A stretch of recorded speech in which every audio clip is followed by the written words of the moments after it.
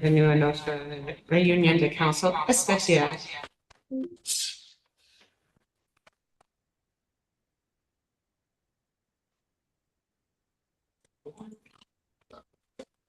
Pour le 24 juin. I'll open this evening with our land acknowledgement. As we meet today, I'd like to take a moment to recognize the importance of the land on which we are gathered. The municipality of West Nipissing respectfully acknowledges that we are located on the homelands of the Anishinaabe peoples, on the traditional territory of the Nipissing, Montmagny, and Doki's nations, covered by the Robinson Treaty. We honor and recognize their historical connection to the land and value their significant contributions in shaping and strengthening our communities. We do this to reaffirm our commitment and responsibility towards reconciliation and improving our understanding of local Indigenous people and their cultures. We will move to 3.1, adopt the agenda. Madam Clerk. Excuse me. Oh, I'm sorry. Number 2, declaration of pecuniary interest. Seeing none. It is moved by Councillor St. Louis and seconded by Councillor Rastoul. Be it resolved for the council special meeting held on June 24th, 2025. The agenda for the June 24th meeting be adopted. Great. All in favor? Carried. Thank you. We'll move on to number 4, which is the only item of business for this evening, which is a council review and discussion on the draft official plan. You all have documents before you, and I don't know if I will pass the floor to Mr. Barbeau to lead the discussion. Well, if that's what you wish. We thought Do you that. have an order that you'd like to? Yeah. Pardon me? I said, is there an order? Like, I don't know if there's a structure that you'd like to follow for this. Well, I think, sure. I mean, first of all, to my leading it, this, we kind of felt or discussed as a council meeting because there's a majority of council present, but a working session, a consultation session that, I would ask that we, the process was the process. We agreed and council agreed that, there was a definite perception and view that there was a critical step of the process that we felt missing. Council is a body corporate, and that council should have been consulted and looked at the draft plan and to make some changes. And so that's the purpose for the meeting tonight. It's not to go back on the process, but to go forward. And the ultimate goal, of course, is to review an official plan, a draft official plan. And so that's the purpose. I could say that in order to facilitate the discussions so that we can be prepared to either amend the plan or respond to them, we requested the comments from council and the councillors and mayor, and we received 2 responses, fairly lengthy or fairly wholesome responses, and that's what you have before you. And so based on that, you have the draft official plan. And I would think then, Madam Mayor, that I would just go through the points, unless they're not exhaustive or they didn't capture all of your points. I think it would be appropriate for us to just go through the questions that were asked and the responses, and then discuss after that so that we can move forward.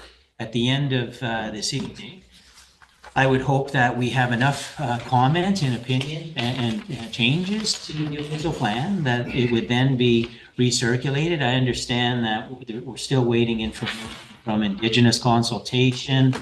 I think there was something else too, I just don't listen to it. From OMAFRA, those would also come back. And then these changes these adjustments tonight, those adjustments then would come back to council with everything incorporated from this meeting and any comments that were made from the two other bodies. And then it would then be submitted to MMAH for review. So you want to, move forward on that. So anyway, it's with your permission, I think I would go through the questions or comments. I have Councillor Gagne's in front of me ahead of time, but I can certainly switch to yourselves. We can go in the order that we presented. Here's the two-sided thing. You know what? Anyway, so we're saving a lot of money, 50% on the papers. No, it's okay. I'll just turn around. So anyway, so Councillor Gagne's questions. What is the recommended density for West Nipissing? So quoted section engagement summary, same density projections as urban. Should this be changed given that these properties are mostly private services which require a larger footprint? What is the recommendation and what is best for West Nipissing?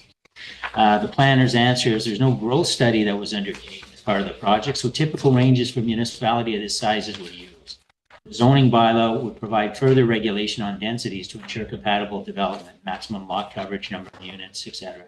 If a growth study were undertaken, it would identify the number of units needed within the municipality to create density ranges accordingly.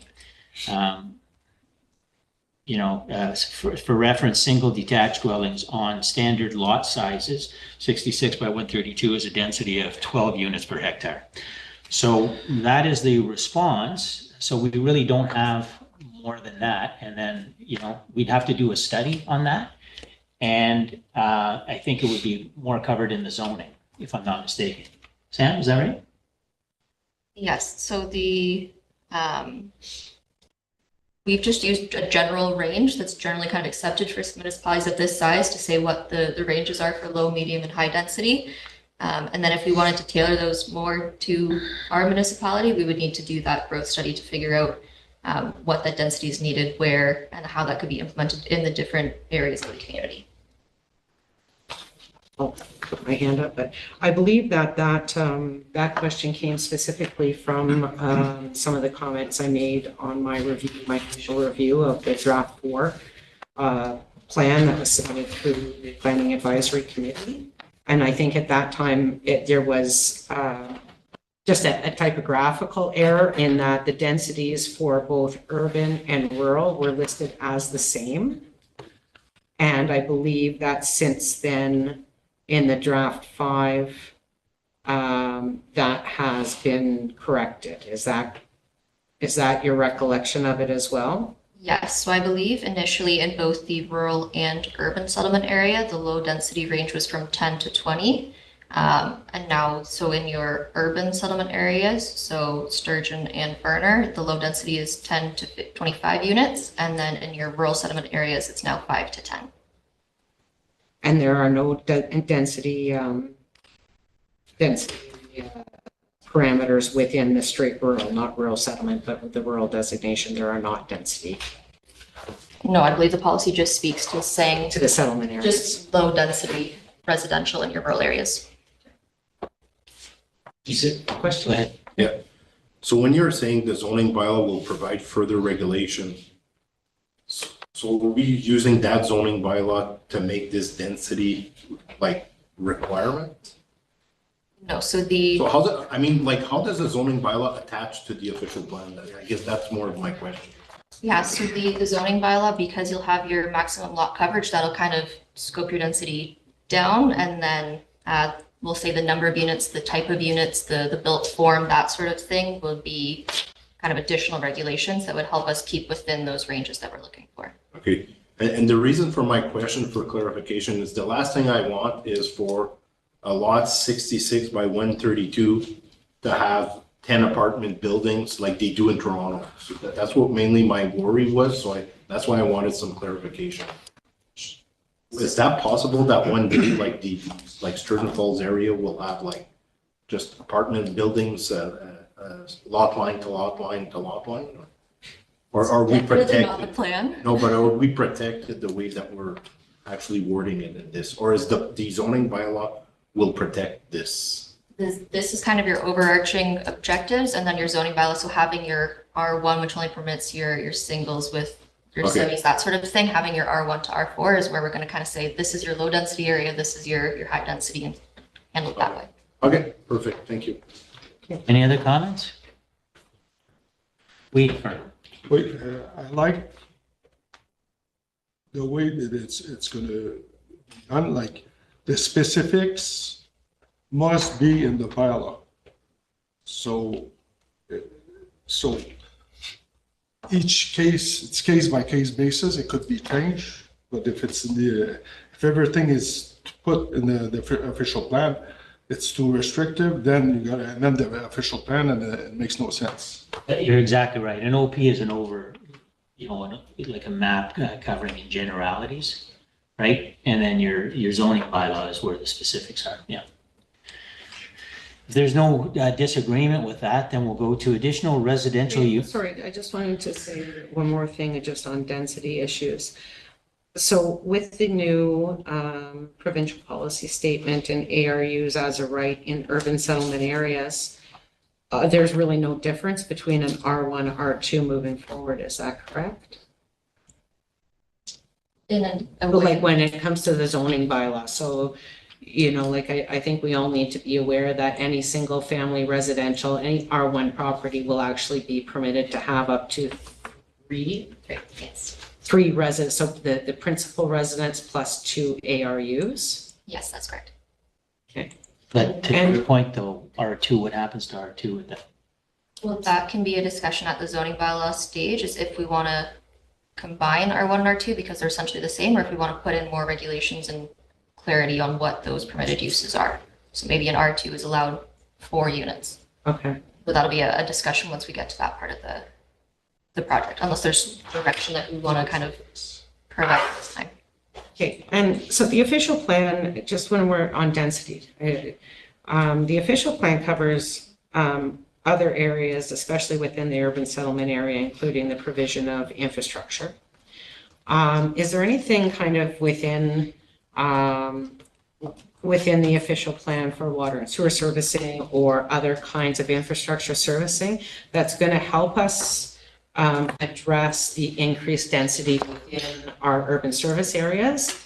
We had a brief discussion at council, well, during the winter when there was all the snow, right? And so as we increase density in these areas, some challenges do arise with the provision of different types of services. So whether that's garbage, whether that's, and like how do we account for that from a policy level? Because like there's certain things I know with our water and wastewater right now, multi-residential is charged at a different rate. So it's charged at, somebody's going to have to correct me if I get this wrong, like 1, and then if you have a second unit, it's 50% or whatever. So as we increase density and there's more demand on our services, how do we make sure, A, we're able to provide those services effectively and efficiently, and also that those services and the way that they're funded by property owners is equitable. So, we already have, with water, I'll take it. somebody in a 1,000 square foot house is paying the same amount. I think that will. Do you know what Yeah, I think that'll drive, I think your question is, I think our sewer and water billing policy, this may drive that, not that is driving this. Yeah. I think that we have some work to do that has worked for us because we're not on meters. But I think this could drive an entirely different program or process that way. I'm not concerned about But it's water and also sewer. garbage, or it's also like, it's not just water, it's all Right. surfaces. Where do we put the snow in the winter? If you have 3 units and you now need 4, 5, or 6 parking spaces on a traditional 66 by 130 lot, or whatever it is, there's all kinds of implications to that increased density across our service portfolios. Right. And I don't know. I don't know whether that that's it's the something OP in the though. OP or whether. Madam Mayor, I don't think it's at the OP level. I think it's more at the zoning and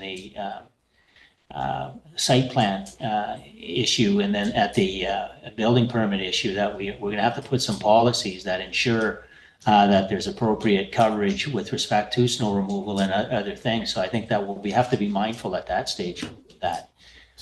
Sorry, Councillor St. Madam Mayor, like, in my opinion, would that not be the responsibility of whoever owns that property and buildings? If you're gonna put a building there with 6 apartment or 8 apartment and whatnot, is it not their responsibility to make sure that their tenants' parking is clear? Yeah. That should not be our problem as a municipality, right?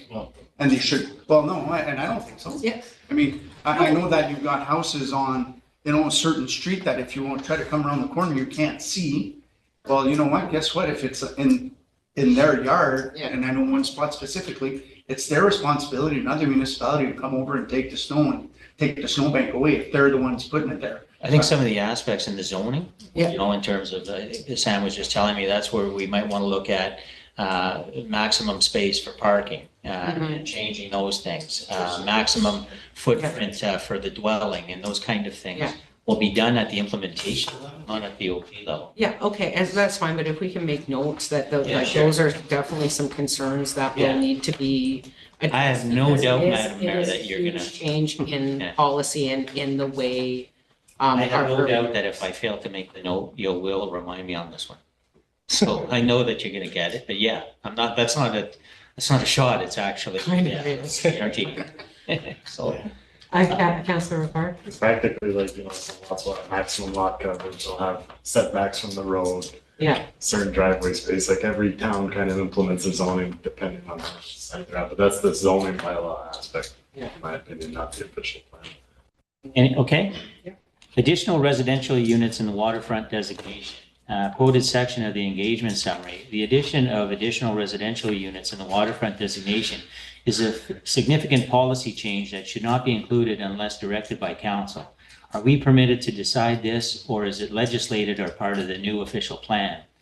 The answer, policies applicable to ARUs in the waterfront designation have been updated in accordance with public input.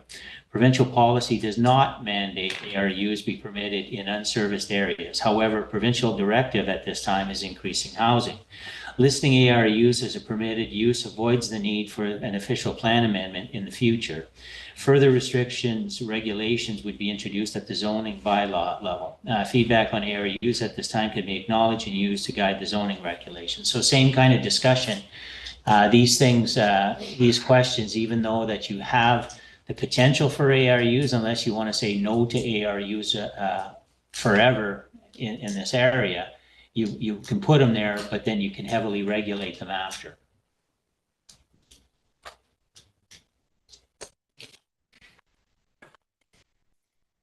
So what, Kathleen, One- just tap on the desk.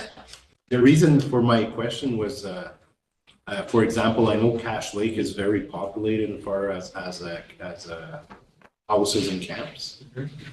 So are they allowed to add a second or a third unit? Is that what we're saying here? So the initial policy that was permitted in the first draft, I believe, allowed for 2 ADUs in the waterfront. There was some concerns with that and the implications of it.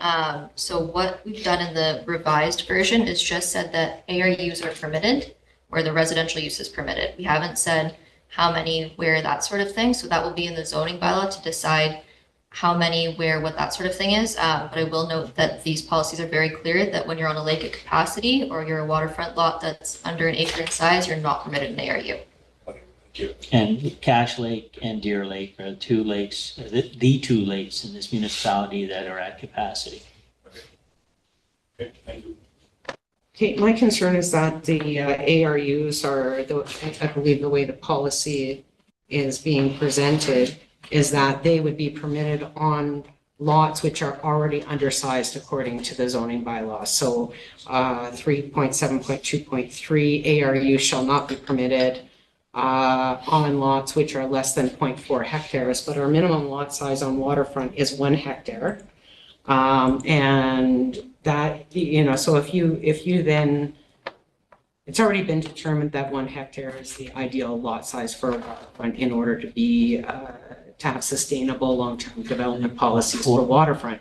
So if you're then adding, now not only is the lot less than half the size of the recommended, but you're also opening up to permit now a second dwelling, that the density is going from, I think the intent, Madam Mayor, for point 4 was the assumption that the services were available. There's no intent on having it at point 4 for ARUs for what we're talking about right now. That's minimum 1 hectare. but that's not the way that's not the way the policy is. So then it needs to be amended. Because that's not the intent, is it? The intent is when there's existing undersized lots of record that are the 0.4 Right? and above, that they would be, provided that they have the servicing, that they can demonstrate that sort of thing. The servicing municipal and water service. No, Either that, or they can accommodate sufficient septic services on the property. That is something we can look at. Again, the challenge that you may run into is because we're putting numbers in here. Say there's a property that's 0.98 hectares yes, and they want to do an ARU. Now it's not just a minor variance. Now you're also going through an official plan amendment, which can be, or you just say no. that's also the option, yeah. So it's deciding what the proposed, yeah. You know, like to me, it's just, it starts to get to the point where the density is way beyond what is actually intended in the official plan. And for that kind of density, when the existing or current official plan was written, since then, there is anecdotal evidence that there is increasing issues on various bodies of water, not just Cache Lake and Deer Lake. When you look at higher occurrences of blue-green algae blooms in Living, because those lots are all very close together. When you look at the evidence of significant erosion along the shores of the Sturgeon River from Sturgeon Falls all the way up to River Valley. And so there is evidence that there are other areas of concern outside of the 2 lakes that are deemed at capacity based on data from 1998 or whatever the date from the last trophic levels. So Are. I'm just trying to move it because the next point I'll make is to see whether council wants to remove that point 4 and say no ARUs on waterfront less than a hectare. Fern? Again, it should go to the zoning bylaws for specifics. I've been on the planning board for 18 years. The 0.4 hectare is not a problem to have a well on it and a septic. The reason why they wanted to go to an hectare, if we remember Mr. Tunnock, right? Yeah. And we were going around all of the plants, and he wanted even bigger. He wanted 300 foot frontage on lots. And he knew I was trying to divide a couple lots. So I'm following him, and one night he comes over and says, Aaron, says, you know, the rich people, they're coming from down south over here. What that was to push me for the 300 feet frontage. You know my answer? Well, Mr. Turner, if people want, the rich people, they want a big lot, they can buy 2. You know, so this size was not for preservation of the lake or whatever. It was for another class of people, Okay, so in my opinion, because now you know this, you can get a septic half of the size of this and even smaller. So if I can just facilitate a little bit, is it your intention, Madam Mayor, at the OP stage to go right to 1 hectare? And it's your stage not to. So I'll go, because the mayor spoke first. Who wishes to amend the language to have no ARUs less than a hectare on waterfront? I would just also like to make one comment first. Sorry, I'd like to move along though, so go. Yeah, As long as it's relevant So to in the, terms of, yeah, it's relevant, and it's also relevant to question 4, but it's kind of jump back and forth. But the lakes at capacity as well, like as you mentioned, could be some areas of concern. Like it is always, we can always kind of go ahead with a study, right? To hire a company to do a study on a certain lake or a water body if we wish, if we're really worried about that. And then that would also deem it at capacity, then it would kind of fall under and you wouldn't be allowed to put the ARUs anyways, right? So we could go that route, but it is 2.2 acres, in my opinion, is large. Like, because 2.2 acres is 1 hectare.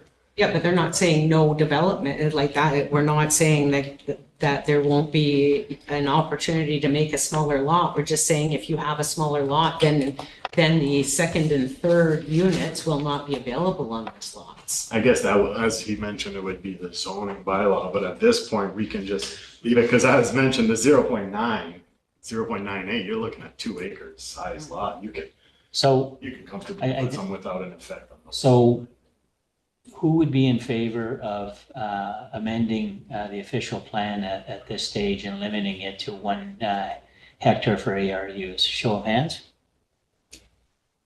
I have George and Kathleen. Who would want the status quo and then have it regulated under zoning? Okay, so you mind the process, as long as you're fully, just so we can move along. Severance potential of agriculture land. An agriculture land that is or cannot be cultivated be severed to build houses once the new OP is passed. The answer is no.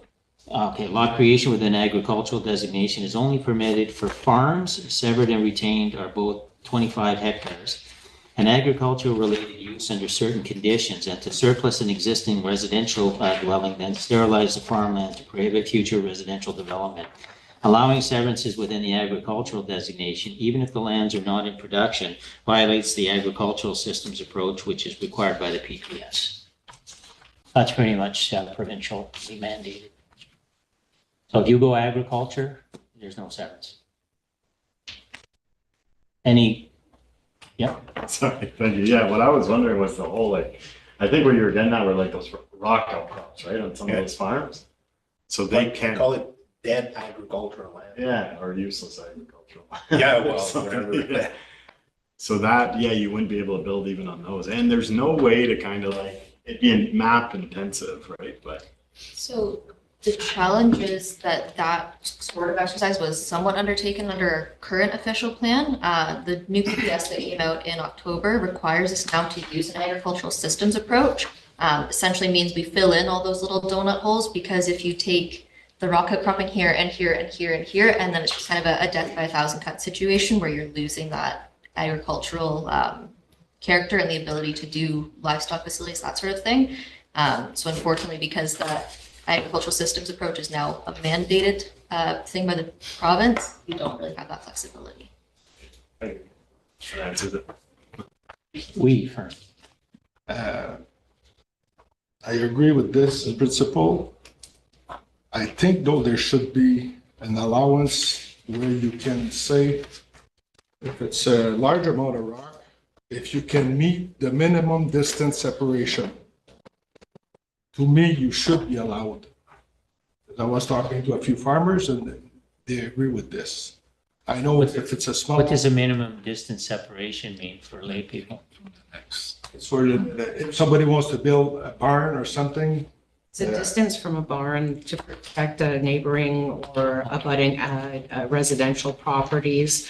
Generally, they're barns that could or would be used for livestock operations specifically, because there's impact on that. So when you have a barn, you shouldn't be creating new residential lots within a distance specified by the Ministry of Agriculture. And there's a couple of different formulas based on the size of the barns. So then if you're suggesting something and this is stating it's flat, do you want to respond? Sorry, if I can, the provincial planning statement is very, very strict in the agricultural designation, saying you can sever an ABC, so we can't really, we can try, but I don't think the ministry would accept if we try to add a D. No, there was more of a comment because I remember we talked about this way back, and Right. that's what I told the planners. Why can they do it down south? Down south, they're taking real farmlands, and over here we got rock, but those don't grow on rock. But I know what you mean. Let's see, George. Thank you. What about, I'm looking at the, at version 5, well, it was in previous versions, some lands can be removed from agricultural designation following an agricultural impacts assessment. So could you remove, let's say, a large piece of rocky area that's unsuitable for agriculture and remove it to sever it for building houses by going through the AIA? We would have to do that AIA, and then the challenge is actually being able to demonstrate that taking that out, even if it is a large portion, may still have the impact of impacting that agricultural system. So there is an avenue there, but it is a quite strict criteria to actually be able to prove that you're not impacting your system. So it's an avenue, but a difficult one to navigate. Yes. And that doesn't necessarily, that's a strategy, but doesn't impact the OP, right? The only other comment I'd make to Fern's comment was that some of us who have been around here with Mr. Kurtunak, is that there were some things that even if, and I don't recommend it for the sake of whatever, but the last council that did the OP tried to shove some things just to send a message to the province that it doesn't work for us. And just so that they say, hey, listen, we're not in favor of this. It all came back though that, what was the draft official plan? They rejected a lot of things just out of hand, but some of the issues on private roads and issues, if you remember. And so we said, the heck with it, put it in, and they rejected it out of hand. So just letting you know, if you ever wanted to do that, then, just expect that, if your planner here probably won't happen, whatever. Number 4, at capacity lakes. What are at capacity lakes, and are there more than residents are unaware of? The deer and cache are the only two formally identified as at capacity. What is the definition? Answer: deer and cache are the only two that have been deemed at capacity at trophic levels in the water. No recent data has been provided from MECP to indicate that there are additional at capacity lakes. ARUs are not permitted on those. Should council wish to undertake capacity studies to determine the capacity of other lakes, this would be done through separate process and have the budgetary implications. So I did live on Deer Lake, and it was at capacity. It wasn't even, there were some discussions, or there were some things that were let through prior to Miss Ducharme's arrival, and it was reminded to us very harshly by MOE that you can't do that, and so they're pretty strict on that. They talk about trophic level 3, which is a lake at capacity. I know that where I used to work, Whitewater Lake was at capacity as well. Even though that's prime development land, they couldn't do anything with it. So yeah, that's just, it's determined by the MOE and what the trophic levels are. I think that just having heartburn here. I think that if I'm not mistaken, Cache Lake, actually their association requested the study. So they were actually very proactive requesting the study, and that's how that happened. And I think it happened after Deer Lake, if I'm not mistaken. Deer Lake was there first, right? Through you, Madam Chair, the letter we got from the MECP states both.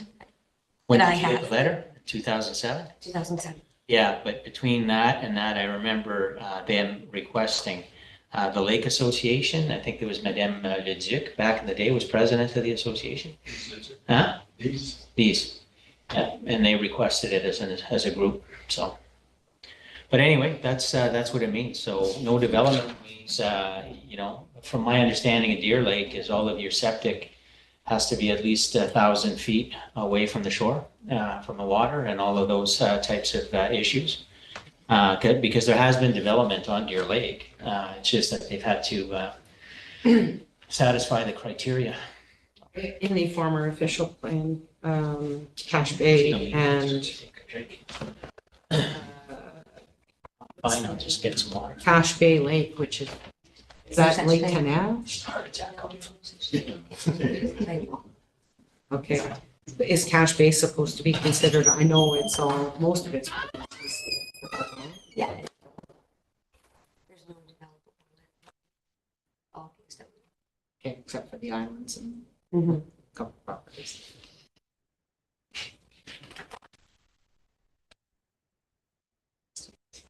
Just stepped out for a drink of water. I hesitate. Council, Oh, Councillor Ferrer?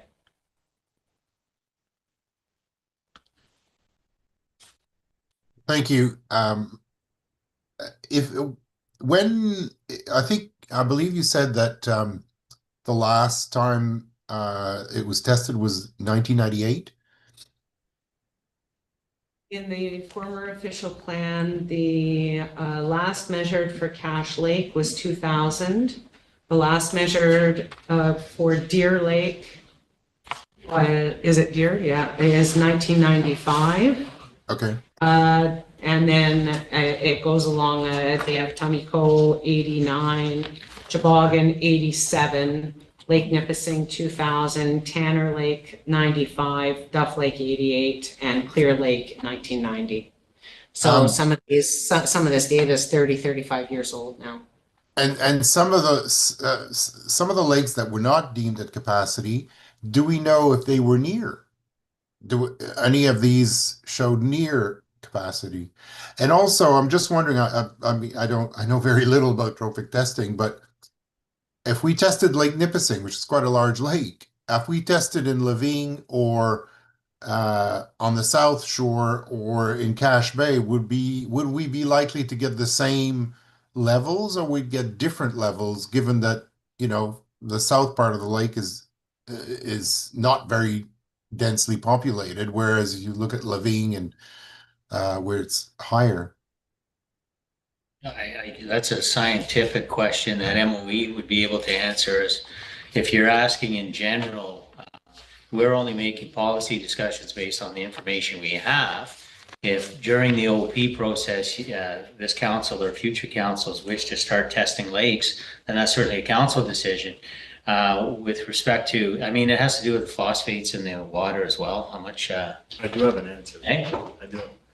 Yeah, the municipality of East Ferris just did something like that for Lake Nosmonsing, and only the eastern basin, which goes through Narrows, was deemed at capacity. So the rest of the lake you can build, like, you don't have to meet that 300-meter setback, but people who wanted to sever within the eastern basin, all their sewage systems had to be 300 meters from that part of that water body. So yeah, like there's a chance that at Lavigne, the bay there, the Cache Bay would be different than the rest of the lake, similar to like Calendar Bay over there.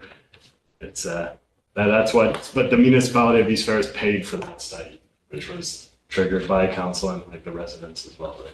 So I think that again is a separate conversation that would stem from the OP and from issues that you wish to bring to planning or to committee to determine that, and then we take it from there and get a cost and so forth. So I remember when I was speaking with Brent Tratch, he's retired now, but I think because he was going to do something and update Deer Lake, and he was doing it himself. He was going by boat and taking samples in different areas. So I know, you know, they were doing that too. So they do it a little bit, but I think they might have pulled away. But I don't know that it affects the OP. So waterfront minimum lot size, question is 0.4 hectare rural Well, lot I size. can't, sorry, I wasn't quite done yet with that one. Sorry, thank you. I think my concern overall with waterfront policies is that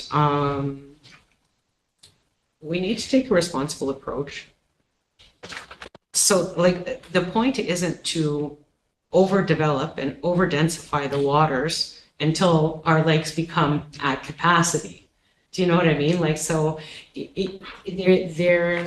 there's like some kind of fine balance between, to me, and that does have a place in the official plan as to what our actual vision is where that point is We don't need to wait to, oh, okay, well, it's not at capacity yet, so let's just keep going until we get there.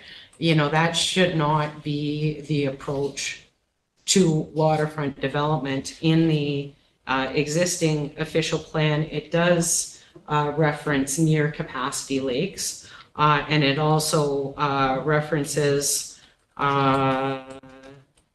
that people living on Deer Lake, Cache Lake, to Tommy Cove Bay and Chwagamog, Nipissing, and the French River, as well as potentially other lakes, continue to act responsibly to minimize impact of activities on shoreline, lake water quality, and fishery.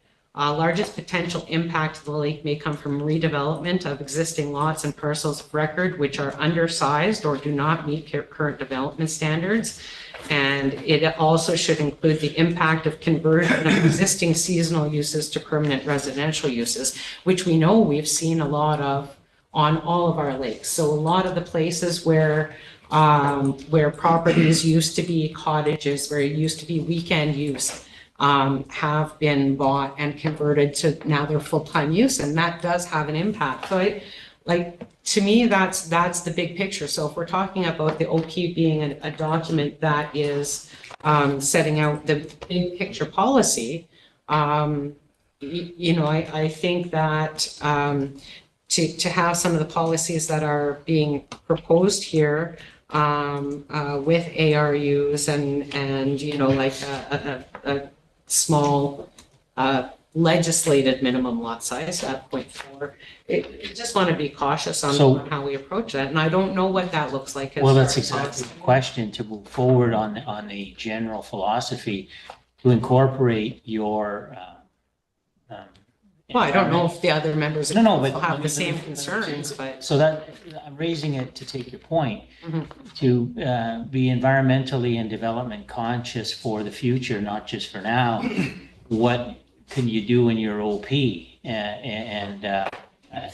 Or is it at the zoning level that you would put more severe restrictions? Is there something, and it's not the at capacity lakes, it's the near capacity lakes, and it's all waterfront that you're concerned about, right? Yeah, well, Right. just overall, yes. Overall. Like how do we have responsible Waterfront minimum lot size, there's going to be a discussion there, but the question I would have, to the mayor's point, is there anything that we do in the OP that's debatable here with respect to more restrictive OP policy?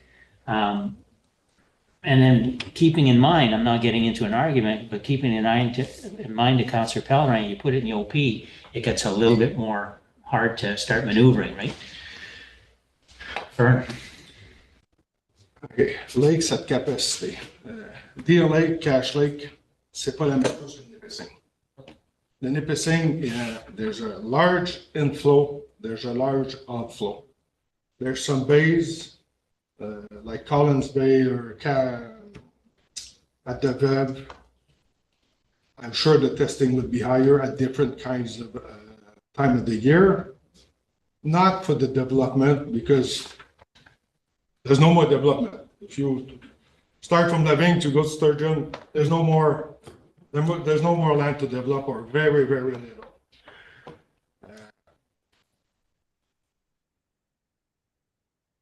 Because I met with the MNR way back, the biologists and Brent Tech, and the development is not the big reason, let's say. It's the fertilizers. And if we just look right here down on our river, the sewage plant, do you know how many thousands of liters goes in the river when we get the big rains? So I'll just leave it at that. Not that much anymore. With the storm sewer separation. We still have some overflow down here, but very little. We'll come back to this. You're on. But that's not necessarily negating the mayor's point with respect to the generality, be it new housing development or at capacity or other mitigating things. She's talking about density and those types of corollary issues that come with density, such as fertilizing and, lawn right to the shoreline as opposed to buffer zones and that kind of thing, right? So. Rob? It brings on my iPad. I understand what Madam Mayor is saying, but before making any type of decisions of that magnitude, I think it'd be important for us to know what is the near capacity, right? So if you take Tomac or Sheboygan or Clear Lake, then they're at near capacity, but what does that mean? Because how do you tell one individual that, no, sorry, you can't buy a property and build a house there, but yet you can on Tomaco, but you can't over there? You can develop lots of records, so if there's Well, but a, that's what I mean. So before making any determination of saying no now, me personally, I'd rather know. And I mean, I get it. If that means that we have to have somebody come in and provide us with that information, then we do. But for me, my thought is if it's at near capacity, well, that means there's still land available and the possibility of building is there. I wouldn't stop anyone, but that's just me. So, and I don't know that there's a decision point on the, on point 4, capacity lakes or capacity lakes. They're very well regulated. I think the decision point is in general on what to do with, as I understand, hearing the mayor's position after PAC meetings and everything dealing with the waterfront, the issue is waterfront in general and the sensitivity and the general concept of protecting our natural resources for the future. And where does the OP come into play with that? Where does zoning come into play with that? Is the OP overly permissive, or is it, or is it too restrictive? So,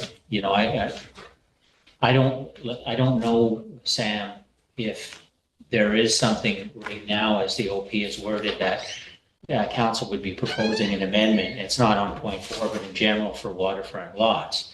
Certainly ARUs, you have the capability, as I understand it, to limit ARUs either in your zoning bylaw or even at your OP, I suppose. If you put it in your OP, then you might run into the exception rule, more difficult. But definitely at your zoning bylaw, you could actually put those restrictions on ARUs for those developments. I could tell you personally, without what I've left there, they're nice people. But even people who have trailers on properties who are, there are 2 or 3 that are using them anyway. I've always had a problem with that on Deer Lake, where I see more density than what is planning allowed, just by the use of trailers. There's 2, 3 families on certain lots, so which is the same effect, right? Right. So anyway, so let's go to waterfront minimum lot size. That deals with water. Question is 0.4 hectare rural lot size appropriate for servicing. Section 8.2.4 deals with the waterfront area, and adequate servicing ability must be demonstrated to a lot less than 1 hectare, but no less than 0.4. If the soils and topography are appropriate, is it possible to service a 0.4 hectare lot? Does this also include waterfront properties? What is the recommendation to the request for keeping the 0.4 hectare lot size? Answer: waterfront lots are generally to be a minimum lot area of 1 hectare, but can be reduced to 0.4 provided the applicant can demonstrate the ability to accommodate sufficient servicing on the proposed lot. Minimum lot sizes for the rural area would be outlined in the zoning bylaw. Currently, the minimum lot size for a rural residential lot is 1 hectare, and reductions below this require minor variance. Where did the 0.4 come from? Because I've always thought it was odd that if our minimum lot size is 1 hectare, that the legislated bare minimum would actually be less than half of what this. So you could literally take a compliant 1 hectare lot and cut it in 2 to have 2.5 lots. So I've always been confused about, if you're going to have a bare minimum, why it wouldn't be at least 50% or more, so that if the property that you own is 1 hectare right now, no, you can't make 2 lots. Well, why did that happen? As Fern can attest, in all of the previous documents, the old official plan of the West Nipissing Planning Board, plus all of the prior bylaws that belong to the old townships, 0.4, 1 acre was the standard. I mean, my place, which was a fairly significant place, had all the appropriate setbacks, had all of the septic systems, had a well in the back. It was 0.998 of an acre. So it wasn't a hectare. So all of those lots that you see, and mine was one of the larger ones. All of those lots that you see were all developed way smaller than the 1 hectare. That's a long time ago, though. But, yeah. Oui, puis le MOE aussi était en accord avec ça. Ça fait des années de ça. Fait que, to this day, il y a des septiques encore bien plus efficient que dans ce temps-là. So, ça serait aucun problème. Puis, mon chum visite, je suis certain qu'il va le dire. Et le septique, un puits, puis, la maison, tu n'aurais aucun problème avec 1 hectare, un acre. And so, Oui, c'est facile. so to answer your question, Madam Mayor, that's the why. The other why too is past councils are probably, well, some of them are live and let live, i.e. Trailers anywhere, or whatever.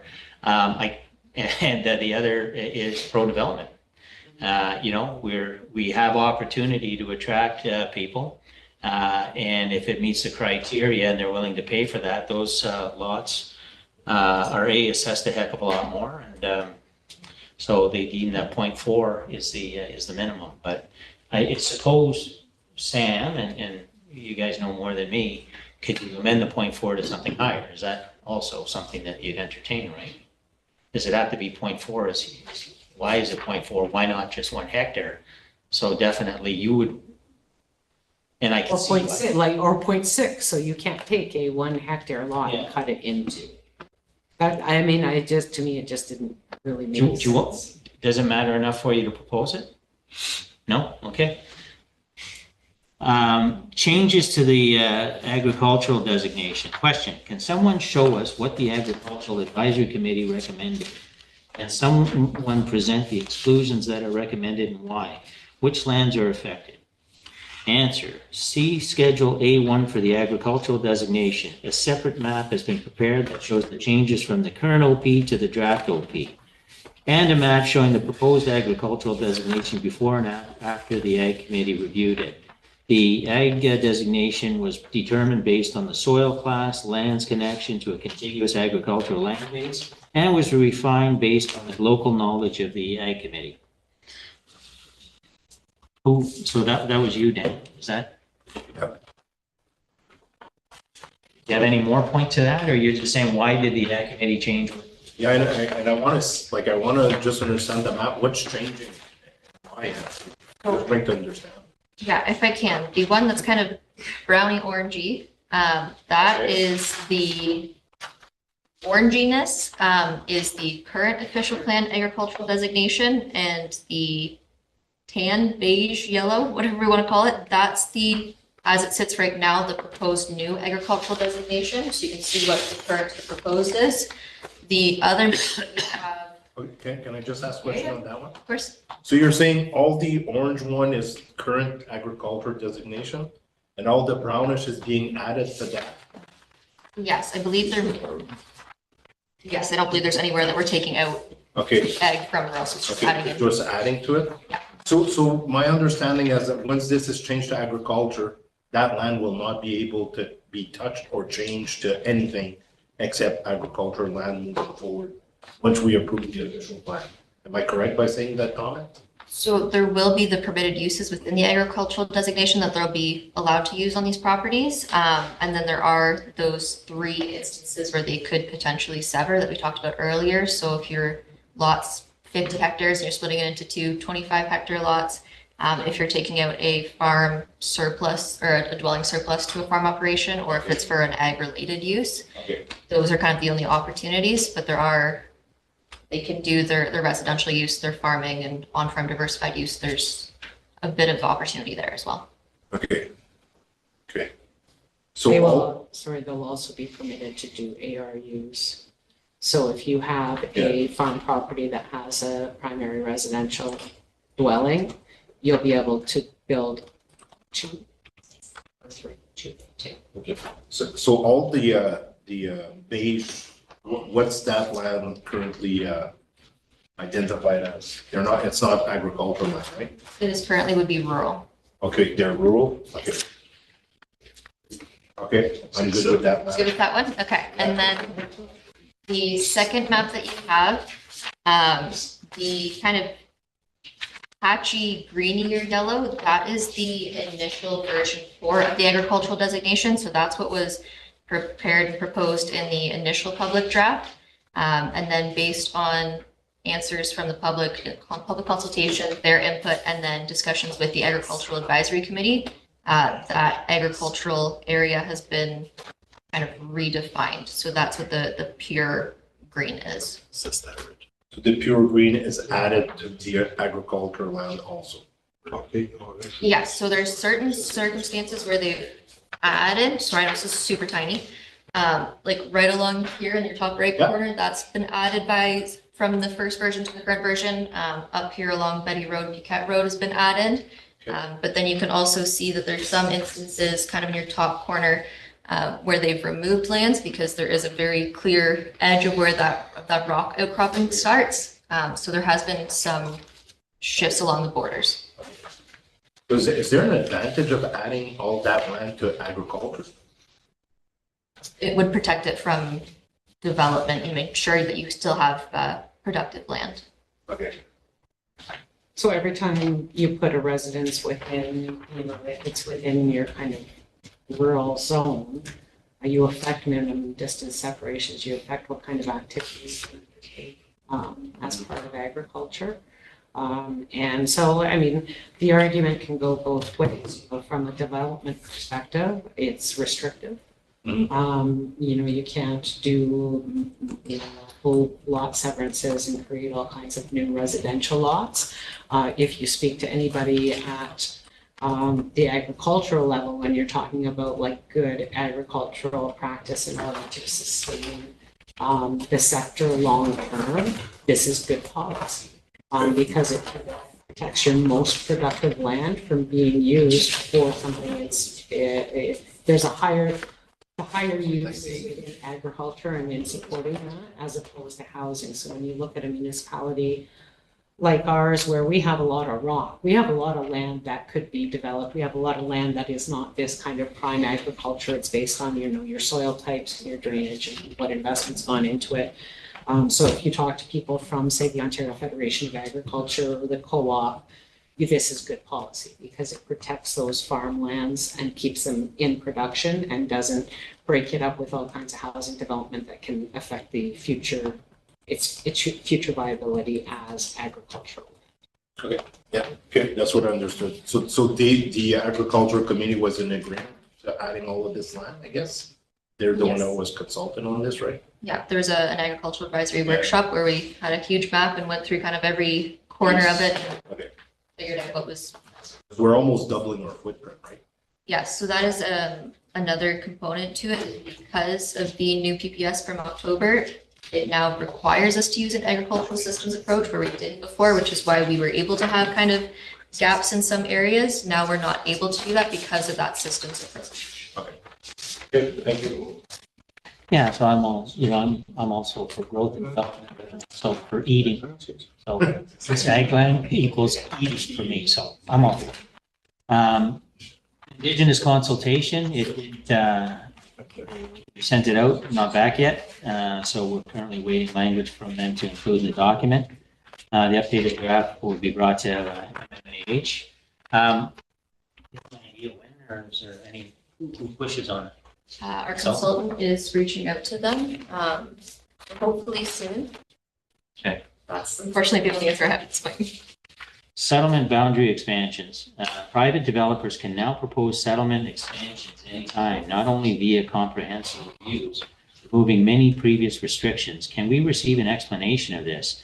The answer: under the previous PPS, settlement areas could only be expanded if there was a municipal comprehensive review undertaken. The new PPS, which came into effect in October 2024, no longer requires an NCR, but does set out very specific criteria that need to be met. If a person was to apply for an official plan amendment to expand the settlement area, they would be required to submit studies to prove adherence to these criteria. So this is what is basically just reflecting in the new PPS. Yes, You're yeah. just amending it, okay. So now can you explain it in English now, please? Okay. Where is this in the plan? Sorry, what section am I looking at as far as actually reading the policy? This is in the provincial policy statement itself, and then I would have to do some digging here real quick to figure out the rest of it.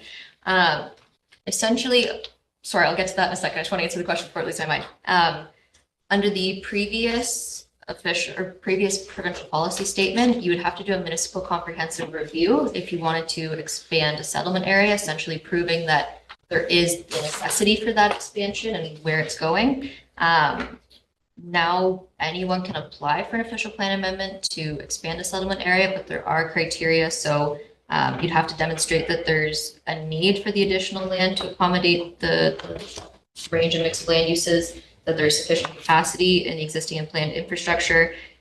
If that land that you're looking to incorporate has specialty crop areas, if it's prime agricultural, if say this area you're looking to do is prime agricultural, well, now you have to do an evaluation of if we wanted to add to the other side, is this prime agricultural, to ensure that we're taking the least viable lands out of production, and then making sure that you're not impacting your agricultural system and that you're doing a phased progression of your development. So those are the new criteria in the PPS that are set out. So it is still a fairly strict criteria and a good amount of study that you would have to do to be able to do it. But now it is something that anyone can apply for. So it is PPS, but isn't that contrary to what I'm hearing in a general? Don't they want infilling? And You want infilling and increased density within your settlement areas and less development. so this kind of loosens it a bit. You know, Wayne? Can we continue this discussion? Because I had some questions about the settlement area boundaries. Yeah, sorry. Can we pull the map up that shows our settlement areas? Is that? Yeah, because they're not changing so far, right? There's no proposed changes to our settlement area boundaries within the new official plan. The only slight adjustment there is in field. There was just a strip along the water, and then where the post office, the fire station is, that wasn't included. So just kind of rounding out the actual functional settlement area, but there's no changes proposed to any of the other settlement areas. Can we look at the Which Cache Bay? Which schedule is that? If you go into the official plan folder and then draft V5, Which one, Kathleen? Well, we the can look at schedule field does? first, because I'd like to see what's changing there. But then I'd like to look at the Cache March? Bay one, because we had some, I had March some one? questions about where March. it is now and where it should be. there should be a more recent one. If you go into the official plan later 2024 folder, I'm in there. the draft V5. Draft V5? Does not show on CGIS as well. Or This is is not a, So you want which schedule? which settlement area would you like to look at? Field Well, first. can we look at the field one, that it just so we can see the changes that are proposed there, and then I'd like to look at Cache Bay. So Four? A4. You put that up? I'm getting there. I gotta share the screen and Zoom. Just a minute.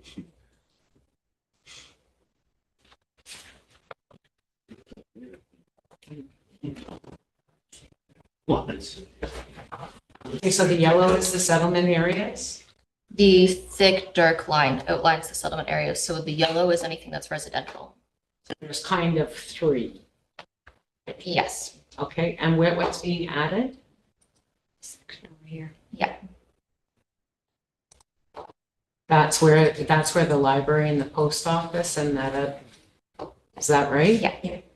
And they, okay.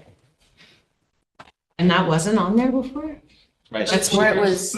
And as well, I believe that just at the top, we're just making sure that the Why entire not? of that. Why not, Melanie? What would be the logic? I- It's underwater? I'm assuming because it's not contiguous with the rest of it, there's a break where the highway is. Okay. Okay. So then the next one would be Cache Bay Yeah. for. Cache Bay. Okay, let me just, Because I've already noted in conversations, there's part of that that doesn't really make sense. And if we're amending. Which schedule for Cache Bay? Cache Bay A3. A3?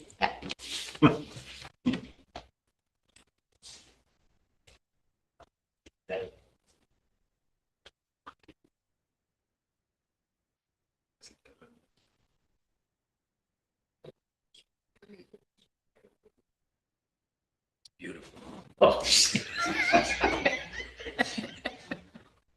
Okay, so currently, I think my concern is the part that is the most westerly part there, so the two portions yet right in there. So we recently either sold a road allowance or closed something or. This section, this little parcel, right? And we were told we were doing that because the land is generally undevelopable. Between the setbacks for the CR Railway, the proximity to the Cache Bay provincially significant wetland, which is, I believe, 120-meter development setback, right? And the stream that goes through it.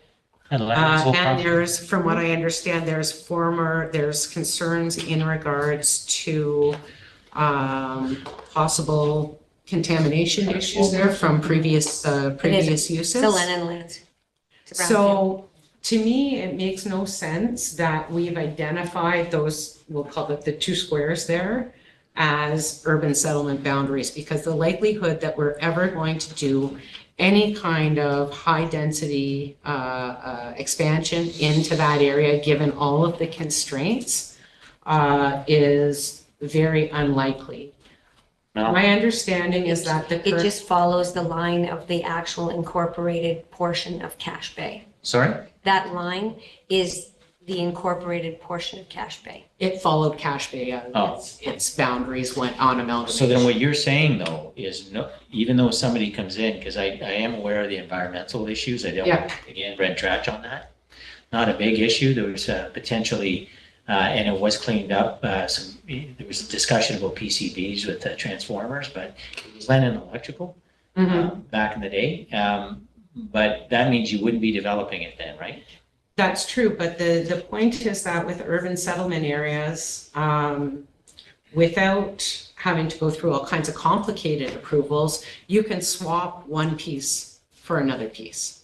So if you're keeping basically the same land area, we already have significant development along Levac Road. We have municipal infrastructure along Levac Road where all of the portion, my point is the portion north of Levac Road is not considered part of our urban settlement area. Whereas that is a far more attractive piece of land for a denser development potential. There is water and sewer infrastructure that runs along Levac Road, and I believe it circles right around to Ritchie. Ritchie is serviced.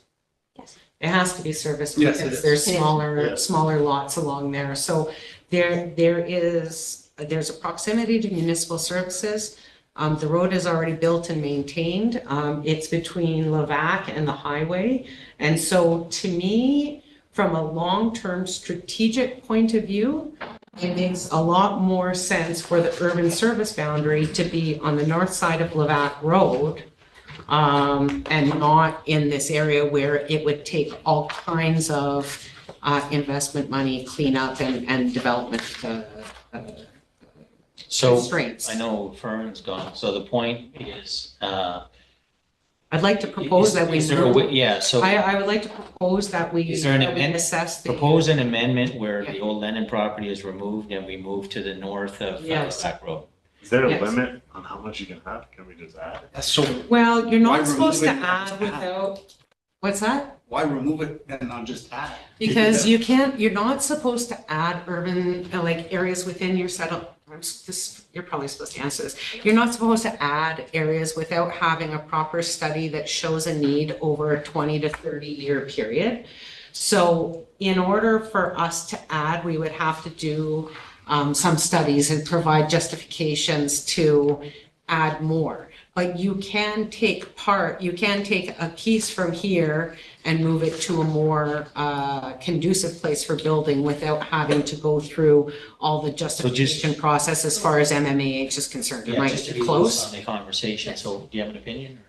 Just my one item that I would kind of note when you're talking about settlement area boundaries and expansions, one of the key priorities is making sure that we're not touching prime ag lands. Yeah. So depending on kind of where you're looking to push that northern boundary, you may be getting into like class 3 soils, which Just to the highway. But sorry, how far west on the north side? Proposing this Well, entire Arcan. section. Gannett's place? Our can makes sense because our can's partly, like there's water service houses in our can. Yeah, So what's? and the those area- have already been recommended to be. What's the removed. area that we're looking at moving versus the area we're looking at? I don't know I don't know by. So let's conceptually though, just so we can move it along. Yeah. Is everyone in favor of the mayor's recommendation to remove the west portion of the Cache Bay area, that area, and look at expanding the urban service or the settlement area to the other side? sorry, Mr. Barbo, I'm just, so what we're suggesting is removing those two and taking away the ag land and making it rural? It's not ag land anymore under the, no, It's all he's- green here. that, you're probably looking at the first version. I'm looking at the second one. That's No, all it's green yellow. from, what's my street? From Edward all the way to Arcan. Yeah. No, I'm looking at that triangle. okay, this is Levac Road here. Yeah, that's not green, that's yellow. See, different. No, but this is gonna become ag. No, it's This not. this is Sayre. I know, but that went through agricultural advisory committee. Okay, well, so then I mean, to it add to the doesn't have to point, go- no, and I get that, but to add to the point, I think with Mr. Gagne earlier, that's great that it went to the agricultural committee and they said, no. We don't know that. Like right now, that's showing that it was gonna be agricultural. Not on what is. No, being but if I'm going by presented. this map. If you look Can I- at 2025. Sam can talk, yeah. June, Sorry, you mean? can I just, Mhm. can this maybe put a pause on? I do know that our consultant does have a good amount of experience when it talks about amending and kind of shifting settlement boundaries, so she may have some advice to kind of provide in the way of what we can. So here's my point on that, Sam. My point is to move this along, is there assuming that, and I understood from the background information that the Sayre property is no longer ag. Okay, so there's assumption one that I believe is true.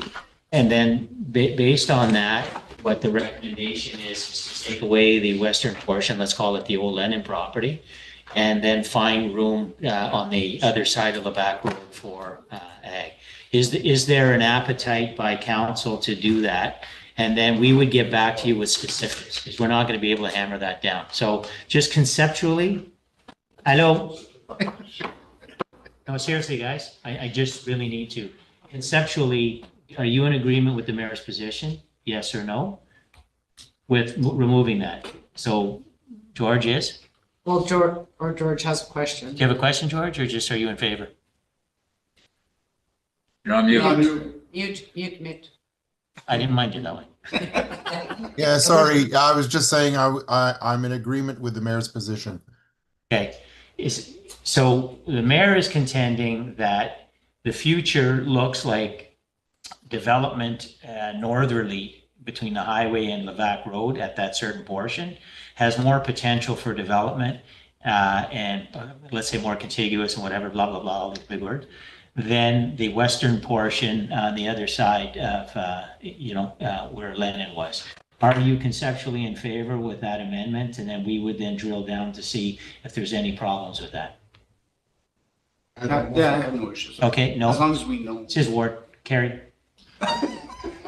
No, it makes sense because we're already developing along. I hope you don't mind, Madam Member, this conversation moves it around. Yeah. Okay, any other settlement boundary expansion questions or comments or discussions? Everything else hasn't changed, my understanding? Is everybody happy? Like Sturgeon State, which is Canal, Dutrizac, Savarin, and Lena. La Ronde. What? La Ronde. So without speaking, Okay. without speaking too much, where is it on the west side? On the west side, Larone Road, LaRonde, past Sand Hill. just past Sand Hill. But from the highway, just where the Comfort Inn is? Yeah. Does that mean, I'm just asking because I'm having fun here, you know, on a Yeah. Tuesday night.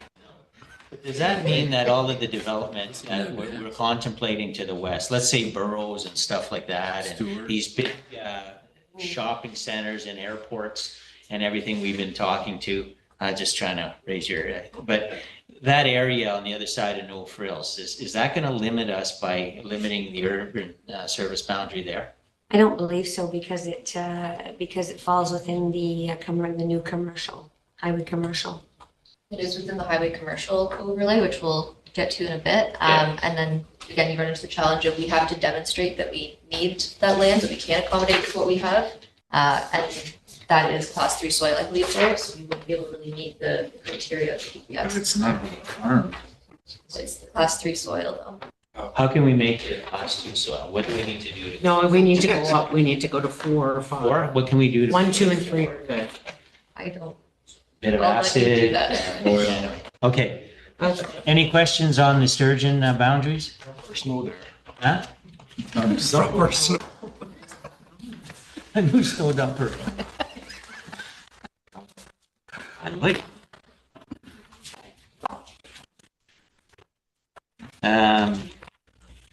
Okay, so I now have Mayor Rochon's questions. Mayor Rochon? I have your questions now. 1, WNPG development constraints. Question: what are the development restraints or constraints around the WNPG site, and what impact will they have on the development of the property? Answer: the actual WNPG dam is within the community facilities designation. The Weyerhaeuser lands are within a special development area designation, and it's subject to the shoreline overlay.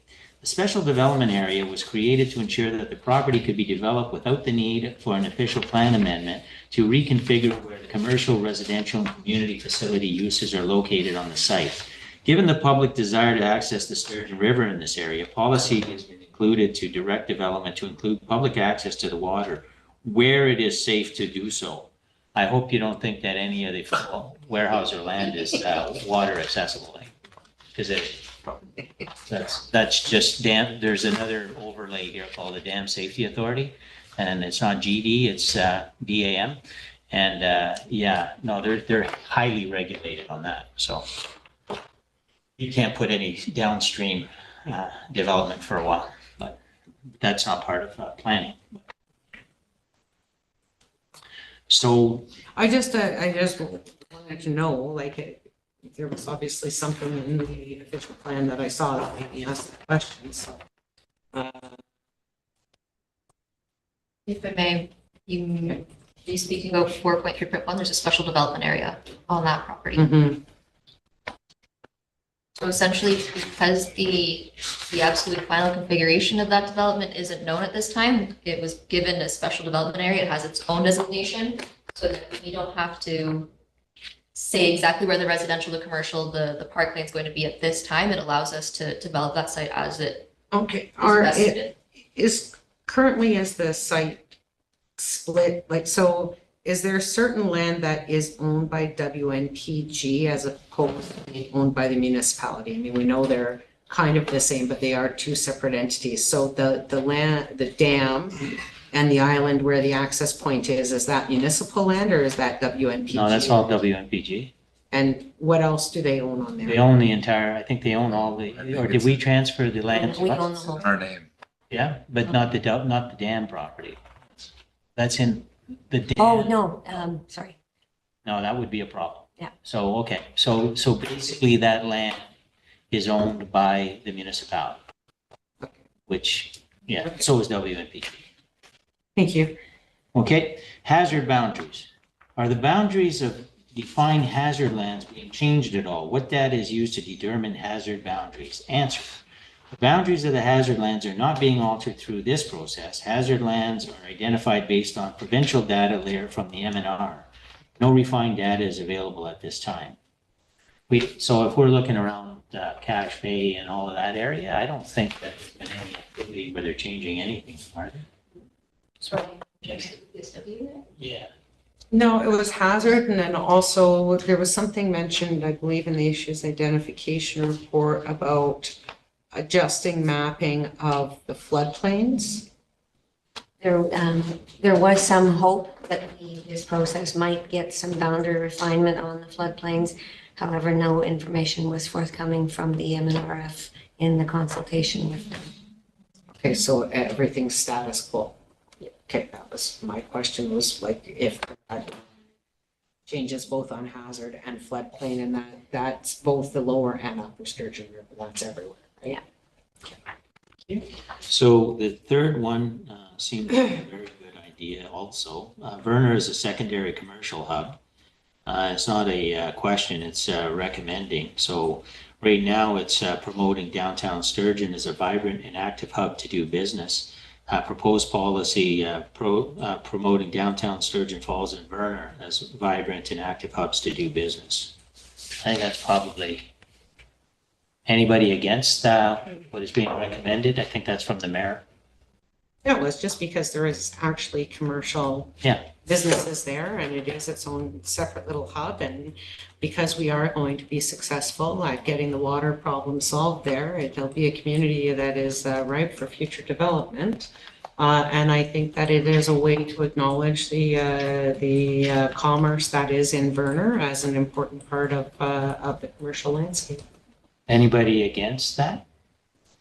Any Councillor abstentions? Restool is, No, I just wanted to put an early vote in to support the recommendation. okay. So any against, any abstentions, all in favor? Carried. Now we can promote downtown Verner. I have certain filters. Private road policies, review changes to private road policies. Okay, key changes. These allow new private roads to be created via right-of-way consent application when providing secondary access to waterfront lots. Previously only allowed private roads via condominium, which was creating barriers for development. Additional requirements for entering into agreements when creating new private roads, recognizing the municipality is not responsible for maintenance or liability. Requiring development with water access only to demonstrate sufficient parking, waste disposal, and docking facilities. New development on existing private roads subject to capacity for additional traffic. So these are the key changes that are in the OP now. And that's to reflect some of the hiccups and the issues that we've uncovered over the last 15 years since the last one, which made it extremely difficult. That condominium, I'm aware of the one anyway, and it just was a horror story for the individual. So as long as there's a right of way that's created and that we're not involved. Yeah, but does it impact our responsibility to provide any kinds of services? Because we know right now that we have agreements on several private roads to do snow maintenance. And if we are going to get in the habit of creating more private roads at some point, do those people say, well, you do this road, you do that road, how come you're not plowing my road? And so I'll ask that question first, because Okay. that is one of my first concerns, is that I know there is some language there that says, I'd say my response is probably a political one, and I'll pick and I'll tweak a couple of people, perhaps Chair of Public Works, but the idea of servicing private roads for winter maintenance was brought up in 2007. I think I remember Rachel Prudhomme was here, and it wasn't brought up by her. It was brought up by John Dobbs from Ward 8. Saying, hey, they don't get anything, which is another political debate, and that the idea originally was that we would allow servicing, we would inspect it, but that at a certain point, you needed to bring it to a municipal standard and we'd assume the road. We never pushed that. We are always kind of compliant for the last 15 years. We've had very little problem with it, with the existing roads that we have, save one. Where we've had to, it was borderline whether we can continue because of a lack of turnaround. But you know, the issue is there's no requirement for you to maintain it. So in law, there's nothing that tells you you have to enter an agreement. It would be a political thing that you would feel you need to because the other ones. But if you're creating new development like this, where there would be a right of way, I don't know how much this would happen in practice anyway, in terms of volume of how much it would actually happen. In my opinion, I think that, you know, to start creating these roads would be, you know, these developments are not things that happen that easily. But, you know, to the point where the idea, and even our own planning lawyer raised the issue with respect to how the municipal affairs actually put that plan of condominium requirement, because no other official plan had that. It really is unique to us, which was kind of weird. So what we're suggesting is if you're going to do that and you meet all the other criteria, that's fine. We can even put in that there's a requirement that there will be no additional services provided. You can grandfather the others by nature, or you can stop doing it with the others too and say, hey, you know what, we're serving you notice, but our resources now are stretched thin. And I think that's to pick your issue, Councillor Gagne, with respect to the future. What do you want to do with winter road maintenance? Melanie? Just to your point, the municipality not ever being responsible is built into the subdivision agreement and the right-of-way agreement, which is registered on title to every lot. Okay. So in order to assume it, they'd have to get to a municipal standard, 66 feet. We did maybe, 40 feet. When we took O'Brien, they didn't have 66, but it was a pretty nice road. We took Como as well. But there's a lot of investment that happened. But the residents would have to put a significant investment in dollars for us to assume it. Okay, I think, sorry, Madam Mayor, Fern had to say. Okay, I'm sorry. Moi, j'ai pas de problème avec ça parce que on est sur un chemin privé, ça fait 50 ans. Moi, je pense que c'est même juste un plus pour la municipalité. Même si nous ouvre la neige pour l'hiver, c'est good.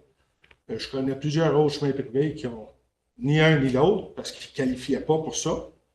Mais les nouveaux chemins, comme tu dis, comme Hélène a dit, tu signes un agreement que tu sais que tu n'auras pas de service à moins que tu le mets up to standard. Je n'ai pas de problème avec ce qui se passe là parce qu'on l'a fait dans le passé. Quand j'étais sur le planning board, même en dernier, on a fait une subdivision, puis on l'a reviré comme en right of way avec M. Stewart. C'était au commencement Pas encore de condominium. Oui. Puis ils sont revenus, puis c'était trop compliqué. C'est-tu Gagnon? Non, Stewart. Ah. Fait que là, on l'a changé, puis on l'a mis comme un right-of-way, puis il savait, ça a été mis, comme Mélène a dit, si jamais tu veux te donner à la ville, il faut que tu le mettes up standard, blablabla. So, j'ai pas de problème avec ça. Madam Mayor? Just in the section in regards to agreements, the language says the municipality is not obliged to provide services on private roads that are impassable. But it doesn't say anything about not being obliged to provide services, period. And then how do you, I guess my issue is like, when you're on a private road, it impacts your assessment, right? So you're in some way, No. I don't think so. I think so, Not mine. you know? Madam Mayor, if I just could, what is the section? that says- 2.1.1.7. And it just says impassable on a temporary basis or otherwise. So the agreement, the agreement section just seems to state that we're only not responsible for services if we deem the road impassable. But I think, like, Not we're responsible not for grading, services. we're not delivering gravel, we're not, So if that is a confusion, then it needs to be clarified, because I could tell you that legally, we are not responsible for services on a private road or a common road or a right-of-way. That is like a big driveway to us. Our road ends at the municipally assumed road. We have a bylaw of what roads we've assumed, and the others that are not on that road, we're not responsible for it in law at all. So, but if we want to amend that to be clear, okay. Dote, any other comments? Second, because this one was a little bit.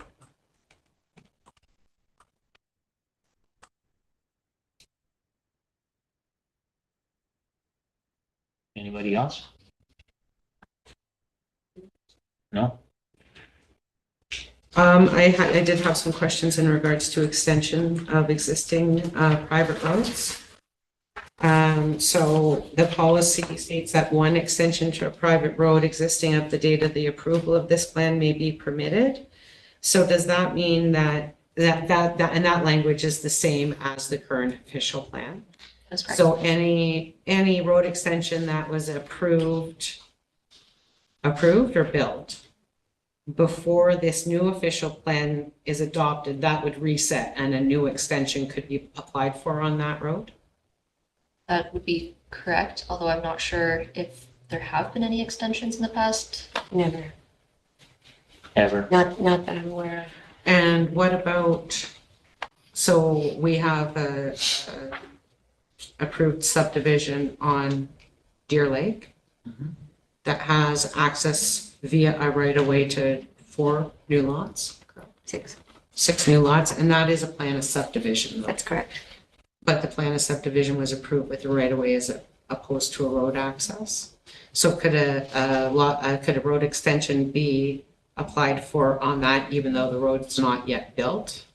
You wouldn't be. Like, I'm just trying to understand Topographically, like how that, That was how right that across would the lake from my place. Topographically, you wouldn't be able to. okay. If there's a point and Yeah. you'd be going into a creek. But I'm just trying to get an idea of if it resets, if there were any extensions done over If the he's made last. an the way I understand it, if there's an application for an extension of a private road prior to the adoption, then it would be considered. Okay, and then on the minor extensions section as well, blah, blah, blah, on the new policy, it's 2.1.1.6. In this regard, the municipality may require an applicant to provide an engineer's report. And in the old policy, it does stipulate that the applicant shall be responsible for the cost of any peer review of request obtained by the municipality. That line has been omitted in the new plan. So to prevent any duplication and the new official plan, the new draft one in section 8.10, which is your implementation, it says, there's a section that says all required technical reports and studies shall be completed by a specialist qualified in the particular field being investigated. Professional services and studies required for the review of any development application will be provided at the expense of the applicant and would be provided in a manner such as to allow council to make an appropriate decision or recommendation in regard to any application. At the discretion of the municipality, a peer review of any technical study may be required at the applicant. Perfect, thank you. Yep. And yeah, so I just want a little clarity on the servicing and making sure that we're like absolving ourselves of any responsibility. I believe right of ways or. We're completely absolved. And I don't believe that that was the intent with that policy. Anything else, Madam Mayor? You've got some.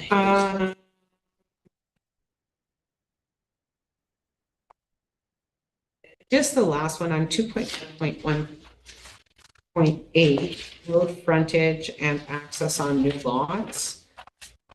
Under B, it says development is required to front upon and have direct access to a publicly maintained road.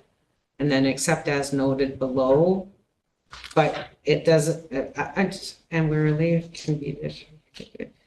It doesn't, it seems to contradict new private roads the way it's written, but I'm not sure if what it,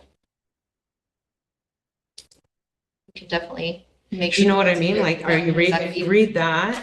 We've just gone through an entire section on private roads saying new private roads will be permitted. And then the last paragraph of the entire section says development must front on public roads. So it's just whether or not the policy is You guys think I'm a policy geek or what? Okay, That one we can definitely clarify.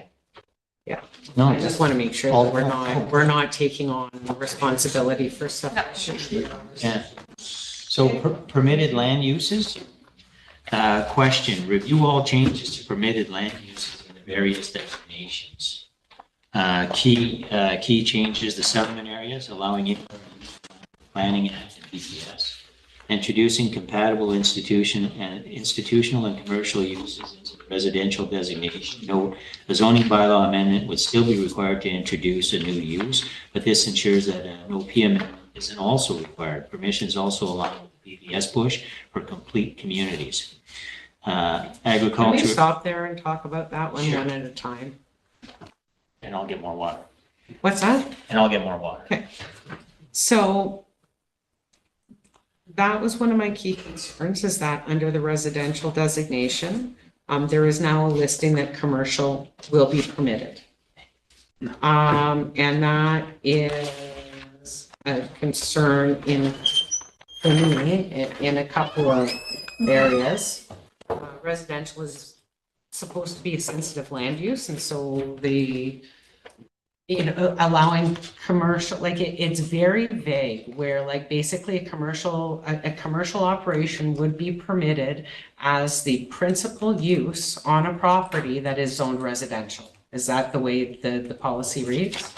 Not on a property that is zoned residential, so this is essentially allowing for at the official plan designation or at the official plan level that there is some flexibility there. So at a zoning bylaw level, if it's zoned residential, you're still only permitted your residential uses. But if they were to apply for a zoning bylaw amendment to put a commercial business or an institutional business there, they would also have to do an official plan amendment. So I'm talking institutional, like to do daycares or a new church, that sort of thing. They wouldn't have to go through an official plan amendment as well. And the same thing with the commercial uses. So Couldn't you just rezone? Like, couldn't you just apply to rezone a specific property from residential to commercial without it being? So that's what they would have to do with these current policies. If we don't have the compatible institutional and commercial uses listed in here, they would have to do a zoning bylaw amendment and an official plan amendment. It just kind of saves a duplication of an application there. Fern? There's already a mechanism for that, because the residential is allowed some commercial, like hairdressing and stuff like this, without doing a rezoning, right? Yeah, but that's home occupation, so that's a little different from commercial as far as definition. So home occupation is an accessory use to a residential property. So the primary use of that property is still as a residence. And the secondary use is they may have a hairdresser, they may make fishing lures, they may have, whatever, and it needs to be contained within the structure where the primary residence is under home occupation. But can somebody buy a house and change it into a flower store? So you would need to do a zoning bylaw amendment. To change the zoning from residential to commercial? Yes. And could you not do that anywhere anyway? Like you could make that application and whether or not it's approved would be. If we don't have these like overarching permissions in the official plan, they would have to also submit an official plan amendment with it to change the official plan designation.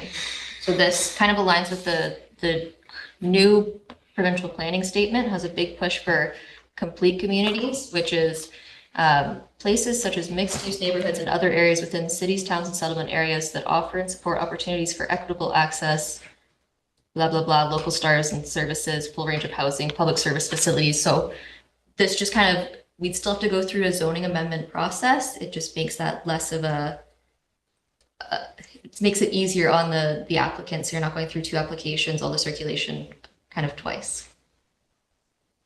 So could this kind of commercial operation be allowed on any side street? So could it happen on Paymont Court? Could it happen on? So the intent with this is that it would be located on kind of major intersections. Okay, but how is that defined in the, I have concerns both from a compatibility with residential uses, but also I have concerns about maintaining the viability of our commercial areas.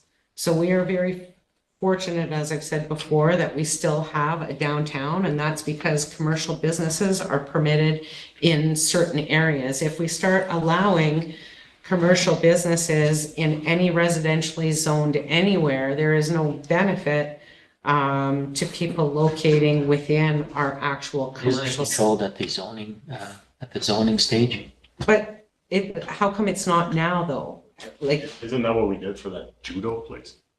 And we just didn't allow it? Too soon, So too soon. the intent. I'm just trying to Isn't that- understand isn't why, that the like, same why thing it as needs, what we're doing? why it needs to be, like, what's the difference between residential designation? Like, that's just your zoning. Yes? So you have your official plan designations, Yes? and then you also have your zoning bylaw designations. So for example, you have your residential designation, and then within your residential designation, you have your R1, your R2, your R3, your R4. So the zoning bylaw kind of scopes that. So by providing for this, you could have a property that you put into the residential designation.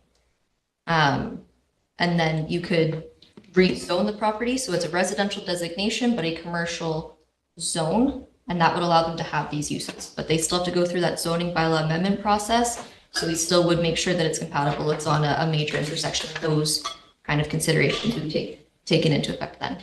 Is that in the zoning, zoning language though, where I guess the mayor's point is home, you know, weird business, home. Like, I mean, Yeah. if it's home, convenience store, that's one thing, but you know, if it's a commercial, what she's saying is, are we protecting our commercial areas so we can kind of look like we're a vibrant community? If they're all disparate all over the place, it kind of, so where is that captured, I guess, is a better question.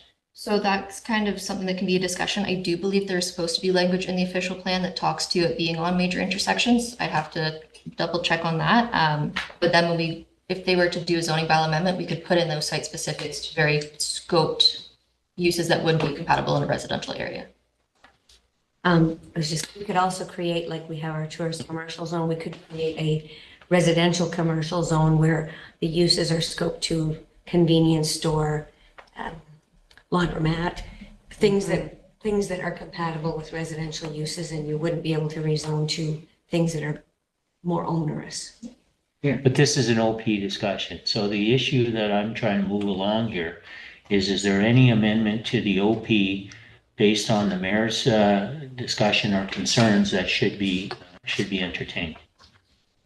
Or is it covered elsewhere? I don't know if that's too simplistic a question, but I'm trying to get through an OP comments. And then if there's something that should be caught at the OP that the council doesn't like, then that's what we're doing. So that's why she raised the question. Is it covered somewhere else? If it's covered somewhere else, or if the OP needs to be tweaked a little bit to ensure, assuming everybody agrees, it seems logical to me that you don't want to. I mean, it does say compatible commercial uses, but I find it's really, really vague, and the idea that a house could it's no longer an accessory use to the principal use of a residence, and where that may create conflicts. Yes, so we're trying to keep, the intent was to keep it as compatible, to keep it intentionally vague so that could be handled at a zoning bylaw phase. You're also looking at an official plan that's a long-range plan. So 10 years from now, there may be a business that we don't even know that exists that's compatible. So try not to be very specific, saying it's only A, B, and C that are allowed. But I do agree that we can look in doing a neighborhood commercial zone or something along those lines that would really scope what those could be. I guess my view of it, Madam Mayor, is that, the vagueness of it allows for councils and planning advisory committees to take, and then having more specific zoning allows them to not be too restrictive while having controls at the same time. It's that fine line, right? There might be in 4 or 5 years something that, the language clearly says you can't do, but it makes a lot of sense to do it. So it's finding that generality without getting into specifics and tying your hands. So I don't want to jump ahead, but is settlement areas covered then, Madam Mayor? Yeah, Okay. Agricultural and rural designations, allowing up to 2 ARUs in an agricultural designation in accordance with the PPS, allowing ARUs in the rural designation. we actually already discussed this too, so we probably. Sorry? I think we discussed this as well during Councillor Gagne's. Okay, I don't know what I'm reading. Yeah. So I know we can probably skip this one. I mean, we didn't collaborate. I know it's when we English. Made our list, so Yeah. there's some duplicate. I know it's English, but I don't understand. We're trying to move along. Waterfront designation. Did we talk about waterfront designation? Pardon me? We already talked about what. All right, oh, way to go. I'm liking this now. Community facility designation. I know we didn't talk about this. Combine public service facilities, open space, and major open space from current official plan to be more user-friendly, clear. Is this your comment, Madam Mayor? No, that's the answer. That's yours? This is the answer. Essentially, before in the table, you It was had, open space. you got open space, there was a major open space, there was a public service facilities, there was a lot of different kind of options. So all of that's just been amalgamated into community facilities. Employment designation. Allow supportive commercial uses within the employment designation. Note, current OP allows commercial uses in employment designations within the rural and settlement areas. This expands those permissions to employment lands outside the settlement boundaries. That's fine. My main concern was around the commercial within residential. Okay, And so I just. all right. See that? I'm just raising it so that we're fulsome and complete. Waterfront development. Question, waterfront development policies as a whole, what has been added, what has been taken out, and why? Key Mr. changes. Barble, Yes, it's okay. what? Like, we don't need to, because we've covered most of this. I have one question. I just don't. Oh, no, want that's to great. Go through and read, because I think we all have it. I like that he was reading it, though, he had some. I know, it was kind of like story time, but Yeah. I'm trying to help here. I've been preparing for weeks for this, Madam Mayor. I don't know where to go now. I just want to ask one question on the shoreline protection overlay, which is kind of next to, so we're just gonna combine it all. So I understand the concept, I understand there's gonna be some flexibility. There are some currently developed properties that are within that overlay because it really is just a measurement from the shoreline to wherever, and it's just some additional protection. Part of the shoreline protection overlay stipulations are about shoreline buffers and all that kind of stuff. And I would like to ask the question, because I've seen in other official plans, because that's kind of hard to enforce or make people do. And, you know, what would, and I'm throwing this, it's probably a zoning bylaw thing and not here, but I've seen in other official plans where all waterfront development requires a site plan control. Where like you stipulate within the agreement for development that, you know, blah, blah, blah. And I don't know how site plan control works. I just know that other municipalities have used it to try to kind of clamp down to make sure that those policies that are put in place for the protection of the environment are actually. So that's in the zoning bylaw? I don't know. I've seen it in other official plans, and that's why I'm bringing it up here. So I'm just going to assume, based on other official plans, because I have seen it myself as well, under, I believe it was in 2023, Yeah. they changed the planning act of what you can ask for site plan control on. So before Okay. it was very general, and now I believe it has to be commercial or industrial or more than 10 residential units. Okay, So in situations where there is kind of a commercial development on the water, we could look at something like that. Yeah. But for just a normal cottage or something, that's not a tool we have available. okay. But we can. It's probably an older official plan, like a 2022 or something that I looked at, but it was just one of those things, like, it's great in concept, it's a great policy to have. But you know, how do you? Okay. Now it's against the Plan Act, but yes, there can be some policies as well in the zoning bylaw to. Anything on highway commercial overlay? And then I won't read it, I'll just leave it at that. Oh, you're all reading it now. Oh, wow. You don't want me to read it, you're reading it. Counselor Restel had a great idea. And he's writing a book and you could do an audio book for him. You like that? Smooth. James Earl. Okay, does anybody want an explanation on the shoreline policy overview? Anyone? No? 7? 8. Well, that was 7. No.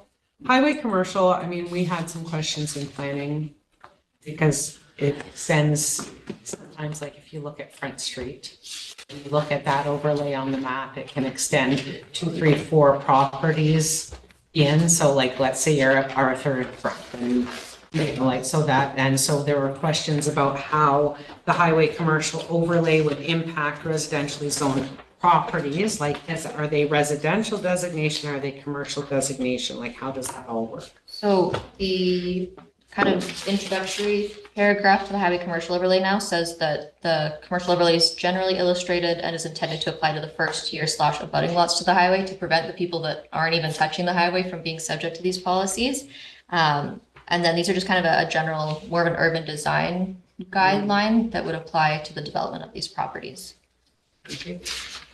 Lot creation policies. Proposed changes to lot creation policies, including a comparison between existing OP and this draft. Any comments or questions? Is 4 reasonable on consents? Because to me, 4 seems like a lot without kind of, I have a couple of questions. One is in the old OP, when you talked about consent severances, it was specific to rural areas, and there was something in there, and I'd have to look at my notes. There was something in there that referenced that consents wouldn't be so much of an option within your urban service boundaries in order to maintain like good land use. Are we doing 10 or 9, Madam Mayor? Well, not 9. 9? Sorry, I know what you're talking about. I'm just trying to find it here. You know, in the old OP, there was something in there that said in urban service boundaries. So when you look at the kind of the good planning and good land use, especially in urban areas, agreement for subdivision is much preferable because it addresses things like the servicing considerations and all that kind of stuff, right? And we can see it, I mean, when you look at the map, in areas that are in the southern part of our urban service boundaries, you know, like let's say along Nipissing Street, all of these lots have been created, and then there's this, and maybe it's a rock, but, and then there's these big empty spaces in between. So I just want to understand how consents will be used as opposed to agreements for subdivision specifically within our urban service boundaries. So the proposed policy as it stands right now doesn't differentiate the number, whether they be in rural, urban service area, that sort of thing. If that is a concern, it's certainly something we can look at. Those kind of conditions that you see in a subdivision agreement are considerations through the consent process. It is a part of the consideration there. I would caution about not requiring subdivision agreements regardless in the urban service, the urban settlement area. For instance, if someone built a duplex and then wanted to split it into a semi, to not preclude them from doing that. So just keeping that in mind with our policies. But that could be something that we would look at if that was a request. But you understand what I mean? Like as far as just from a good planning aspect, if we're looking at making the best use of the land within our urban service areas that have easy access to servicing, allowing, you know, like a lot of severance there, consent severances, and leaving big tracts of land undeveloped is not good future planning, right? Like we would rather see somebody come in with a full subdivision plan for a lot than carve out, 4+ retained residential lots along one street and leaving a whole bunch of land unserviced or unplanned for the future. So just like from a larger policy perspective, what's the right way to approach that? So we do have in the proposed policy that land division by plan of subdivision rather than consent shall generally be deemed necessary if a plan of subdivision is required to ensure that the entire land holding or area is developed in an orderly or efficient manner. But with that said, it's also balancing that line of, are we in a place to tell people that they have to subdivide their land, right? Mm-hmm. Are there any policies regarding strip development? I think that's what is being Mm-hmm. addressed is there was in the old OP. I would have to, I don't think there are. I don't believe so, but that's definitely something to think about.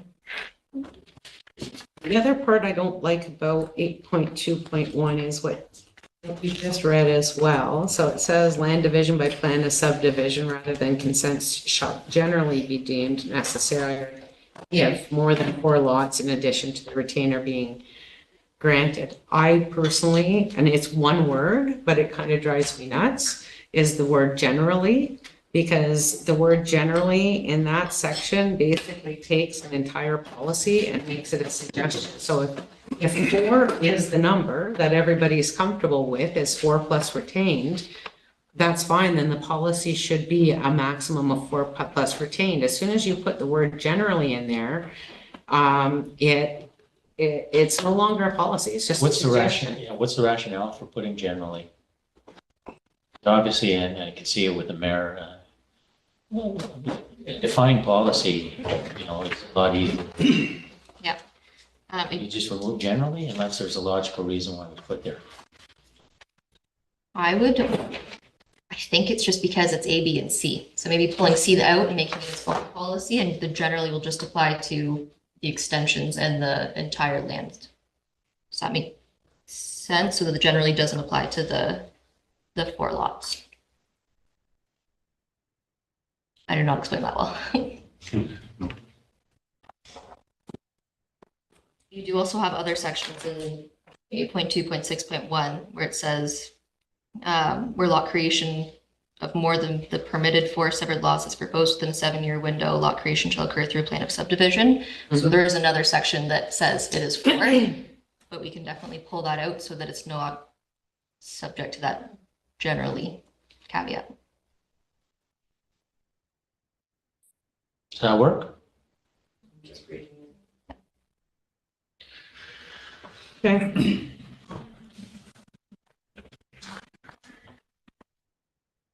Anything else in number 9, you have any comments on? Foj. I just wanted to say that generally that was a pretty good suggestion. Yes. It's noted. It's been a long night. But that's not absolute, so what's your concern? Generally, absolutely, that was a good suggestion. So anything else in number 9? No. All right, number 10, rezoning for consents. A requirement that new lots must be rezoned so that zoning matches lot characteristics. So Sam knows what I'm talking about. Sorry, Ms. Willick knows what I'm talking about because we talk about this at planning committee all the time. When a new lot is created that has the characteristics of a rural residential lot, i.e. it is under 4 hectares and doesn't qualify as RU. In the past, it has been practiced not to require that property to be rezoned so that it actually matches what it is now. It's a piece that's been pulled out of a RU and is now an RR, but it hasn't been made. So now throughout the municipality, we have properties that are zoned as RU, which are not RU properties according to the definitions. And then our zoning bylaw says, well, if it's RU, but it's under this size, then all of the rules of are apply. And all I'm saying is that in order to have consistency going forward, if you're doing a consent severance where really the zoning should change because it is a different type of property than it was before, there should be a rezoning application so that we are crossing our I's and dotting our T's and just making it all make sense instead of having to have this caveat. And I understand the argument about it being either more costly or more complicated. I don't think it's more complicated because they're both dealt with, one at planning and one at, the rezoning would be done at planning, the consent would be done at committee of adjustment. They're held the same night. And if it was a cost consideration as far as the application, perhaps our planning staff could come back with what it actually costs us, so that, you know, there would be a different pricing tier if you were doing a rezoning Comprehensive in, fee. a rezoning in conjunction with a Is adding a severance. comprehensive fee that. Yeah, like a combined fee where it cuts the cost a little bit, but really it's the cost of doing Does that make business. sense to everybody? Generally. My only question is how many chickens are allowed? Generally. A general. On an RR, 50. 50 chickens. Yes. Wow. Isn't that right? Well, I would like to read that. That's a lot. 50 eggs. Vern? Yes, I wouldn't want it to be a cash grab, so I suggest that the fee should be low, because it's an application. Okay. Now, so we've gone through those comments, and Sam is taking notes. I think what I recommend, Sam, is that you provide a good consolidation of the notes and perhaps put it on the next agenda as a quick overview of like a report on the council deliberations, so that we can have that on the record properly. And then after that, you know, we move forward with the other parts of the planning process, and there's still final ability after we get the, that again, you had some term with an L, Lear? Yeah. Yeah, anyway, I hate acronyms, and the Anishinaabe consultation. And then that comes back to council anyway, right? Well, I would ask that staff review section 26 of the Planning Act in regards for the requirement of a public hearing prior to it being submitted to an MAH for comment, and just make sure that we're compliant with Is the a council meeting legislation. deemed a public meeting? No, it's a public meeting where people can come and give their comments directly to council. Like you guys can review the Planning Act, and just, I would make sure that we are complying with that, and that it is being done in a way that's legislative. Okay. All good? I actually sent 22 questions and we only went through 10. Exactly. We thought the other 10 were not worthy of presentation. Thank you very much. Thank you very much. Elvis? Madam Mayor, Thank you very much.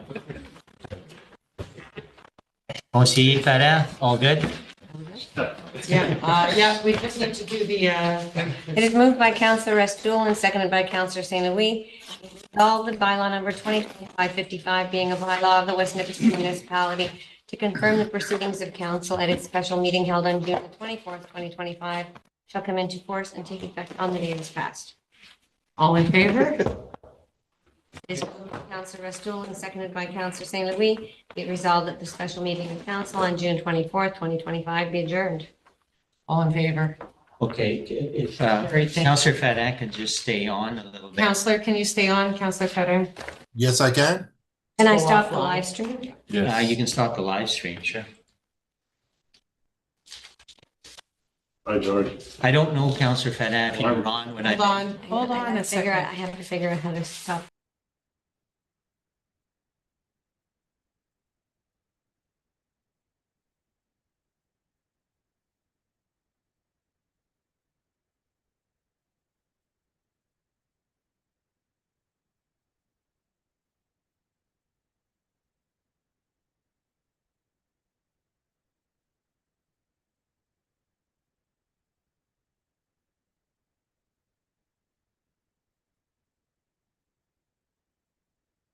Were you present when I was describing the conversation I had with the constable based on last week's meeting? With Just the that what?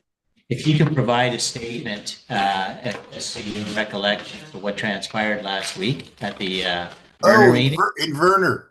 Yeah, just send me an email, that would suffice. You know what? I'm sorry. I was fully intending on doing that, and then it just kind of completely slipped my mind. No worries, I think. So, yeah, thank you for the reminder. I'm glad. I thought when you wanted to address me, I thought, what have I done now? No, it's what you haven't done, nor has anybody else.